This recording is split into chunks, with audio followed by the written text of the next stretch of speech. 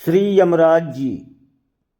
दोस्तों, आप सभी से निवेदन है, कृपया कहानी को लाइक और सब्सक्राइब जरूर करें। आप सबकी बहुत मेहरबानी, धन्यवाद और प्रणाम। सत श्री अकाल।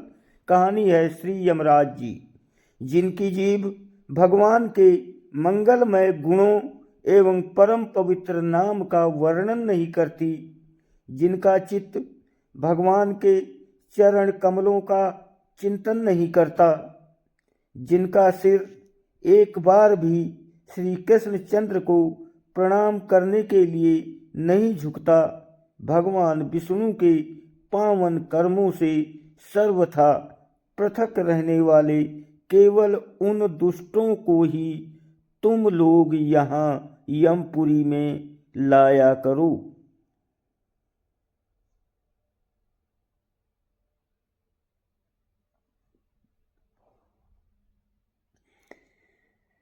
ये यमराज जी अपने दूतों को आदेश देते हैं।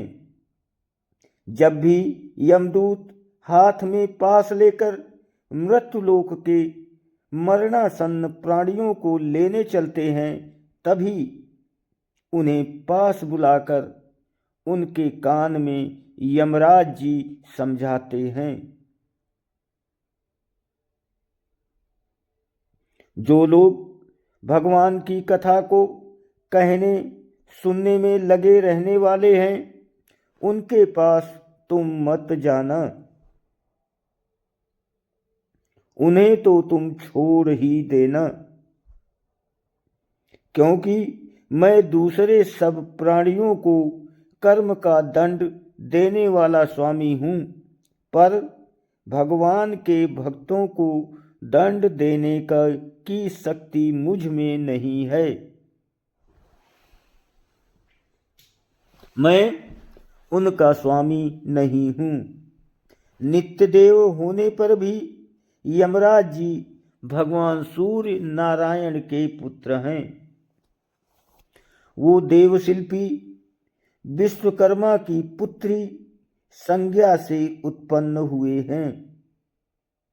उनके शरीर पर का रंग श्याम वर्ण का है और वो हाथ में भयंकर दंड लिए रहते हैं।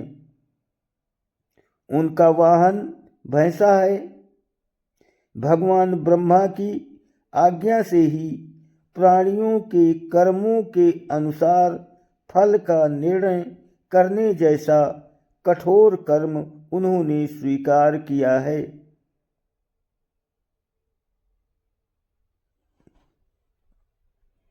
वैसे तो वो भगवान के अंश हैं और कारक पुरुष हैं।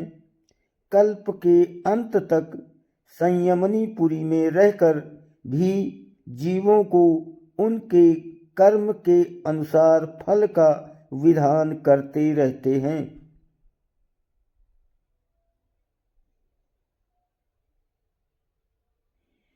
पुण्यात्मा जीवों को यमराज जी धर्मराज के रूप में बड़े सौम्य दिखते हैं। पुण्यात्मा जीव शरीर छोड़ने पर धर्मराज के सौम्य सुंदर शीलवान दूतों द्वारा सुख एवं आदर पूर्वक संयमनीपुरी पहुंचाया जाता है और धर्मराज उसको उसके पुण्य के अनुसार उच्च लोकों में भेजते हैं। किंतु पापियों को उग्र रूप में दर्शन देना, उन्हें नरकों में डालना आदि भयंकर कर्म भी वे दया से ही करते हैं।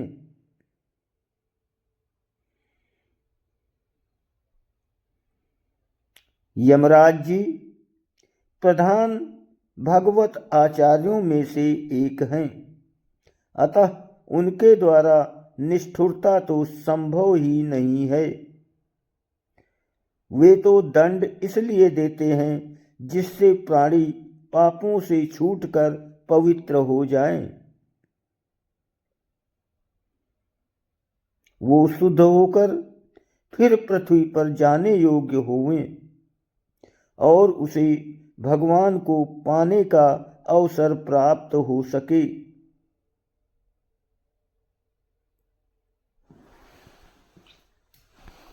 जैसे अशुद्ध सोने को अग्नि में तपाते हैं शुद्ध करने के लिए, वैसे ही यमराज जी के द्वारा नरक की विविध यातनाएं जीव के पाप कर्मों के मल को दूर करने के लिए ही दी जाती हैं।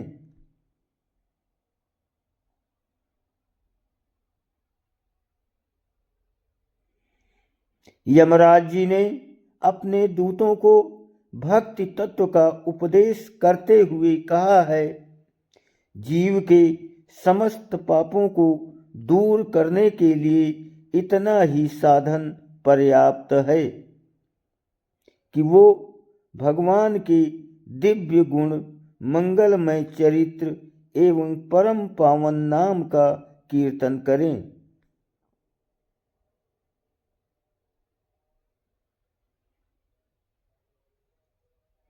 जो बुद्धिमान पुरुष हैं वो ऐसा सोचकर अनंत स्वरूप भगवान में ही संपूर्ण भावनाओं के साथ चित्त को लगाते हैं। ऐसे महापुरुष मेरे द्वारा दंड पाने योग्य नहीं हैं। उन्होंने यदि पहले कुछ पाप किया होगा तो भगवत गुणों का गायन करना उसका नाश कर देता है।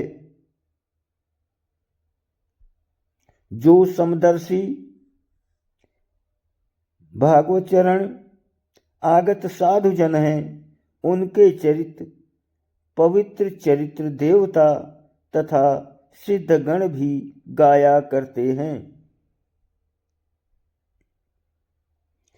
मेरे दूतों, भगवान की कथा सदा उनकी रक्षा किया करती है।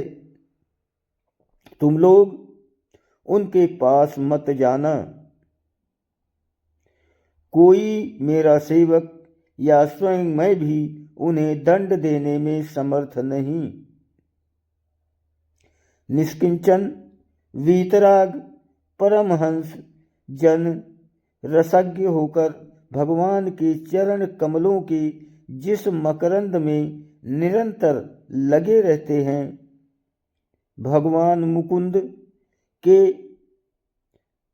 उस पादार बिंद मकरंद से विमुख होकर तृष्णा के द्वारा नरक के द्वार रूप घरों में जो बंधे हैं, उन काम क्रोध परायण स्त्री पुत्र आदि संसार में आसक्त असत पुरुषों को ही तुम लोग यहाँ यमपुरी में लाया करो। फेसबुक देखने वाले सभी भाइयों से निवेदन है, कृपया कहानी को लाइक और फॉलो जरूर करें। आप सबकी बहुत मेहरबानी होगी। धन्यवाद। प्रणाम।